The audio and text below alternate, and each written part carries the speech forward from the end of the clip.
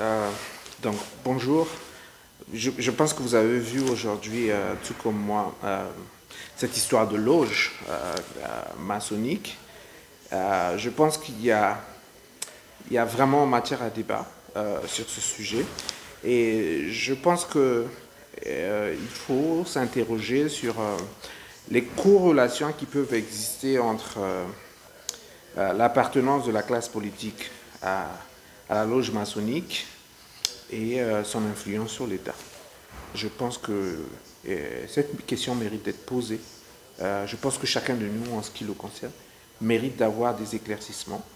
Et je pense même qu'il existerait peut-être un grand complot ou un État profond au Congo, au niveau donc de cette loge, qui prendrait donc des décisions pour tout le monde, puisque vous êtes sans ignorer que de l'autorité suprême de ce pays jusqu'au dernier député, ils sont tous membres de la grande loge maçonnique du Congo. Et donc cette relation incestueuse entre la loge maçonnique au Congo, le mode de désignation d'accession de certaines personnes aux fonctions publiques, le mode de gestion de ce pays, donc l'attribution des marchés, il se pose un réel problème de conflit d'intérêts et même peut-être d'accaparement des frères de lumière de l'appareil de l'État. Et ça, on est en droit de se poser ces questions-là, et d'autant plus qu'il s'agit de nos vies, il s'agit de notre avenir, il s'agit d'un patrimoine commun qu'est le Congo.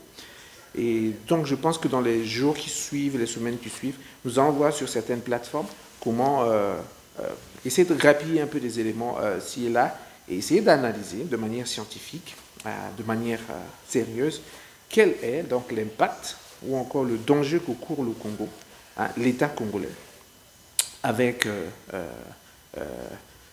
cette présence omnipotente des frères de lumière dans l'appareil, dans le sérail même de l'État, parce que vous êtes sans ignorer que même l'appareil sécuritaire, l'appareil économique est peuplé des frères de lumière.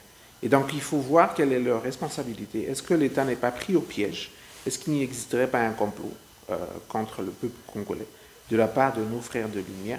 D'autant plus que même ceux qui ne sont pas à même de pouvoir occuper certains postes ont compris qu'il fallait faire partie d'une loge pour pouvoir prendre le raccourci social et arriver donc au sommet. Et tout ça au mépris des règles donc de méritocratie, des règles donc d'évaluation aussi, qui empêchent qu'on évalue, puisqu'on est d'abord des frères de lumière, et donc évaluer un frère de lumière, contrôler, auditer, aussi, pose donc beaucoup de questions. Donc voilà un peu des inquiétudes, un peu glanées ci et là.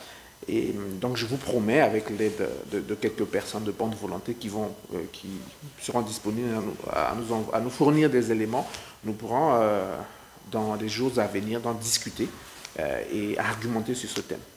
Allez, à très bientôt sur Yamomo Talk Show.